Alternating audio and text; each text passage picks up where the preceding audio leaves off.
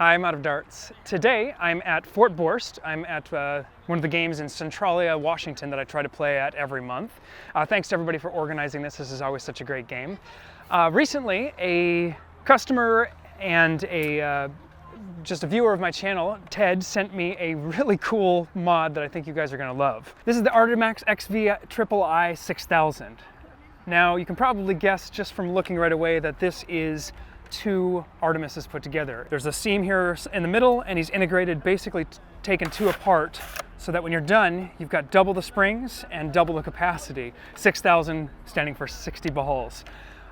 This is something that I talked about wanting to do right when this came out, and I never got around to it, and I'm almost glad I didn't, because Ted did a better job than I ever would have done putting it together, and I think he's taken some really neat design choices here. So up front, we've got the normal Artemis up until about here. We've got some, I believe, PVC with some nice Picatinny rails. On the back, we've got the same part that's here, the slide, flipped upside down and just used stylistically, which to me just looks fantastic. I feel like it belongs on the blaster. So this works just like a normal Artemis. It's got 60 round capacity. You load it just the same, and it is a heck of a lot of fun to play with. Now on the front, he has my pump grip, which of course I like. I keep playing with that on all of mine. And he also added a guard protector here on the handle. And I just think it's a fantastic, really well put together mod. And I got the chance to play with it today, and I'll show some footage here now.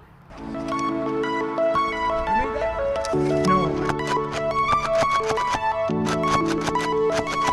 Catch an arm!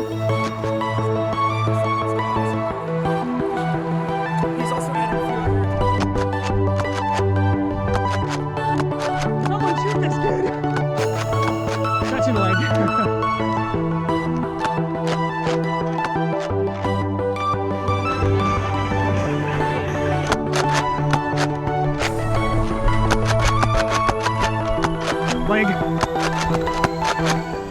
So not only did Ted send this amazing blaster, but when it shows up, it's perfectly packed in this amazing case, and he actually made a branded, paint-matched case to the Artemis with his logo of the ArteMax.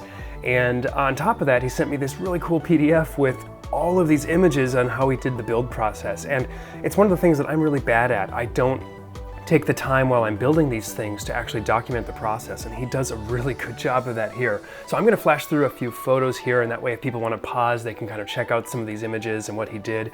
Here you can see a really cool exploded view on both sides. You can see all the different parts, and I think this is just a really nice touch as far as being able to share this with people. He also sent it with a lot of cool attachments. He's got a holographic sight, I believe, and a flashlight and a sling mount. And Ted is definitely my kind of guy, because this level of detail and organization is my jam. A few other notes on the specs. It's quite a large blaster.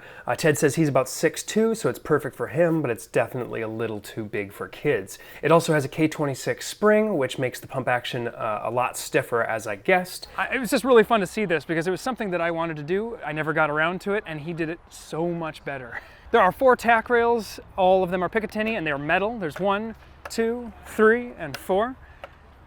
And it's just a dream. I think he's got a nice little guard here as well. I'm not sure if that was just a visual choice, but it actually feels pretty good as it rests on your wrist. Thank you to Ted for sending this to me. I really appreciate it. I will send it back safely very soon. I wish I didn't have to give it up, but I can only imagine how many hundreds of hours went into creating this beauty. Until next time, I'm out of darts.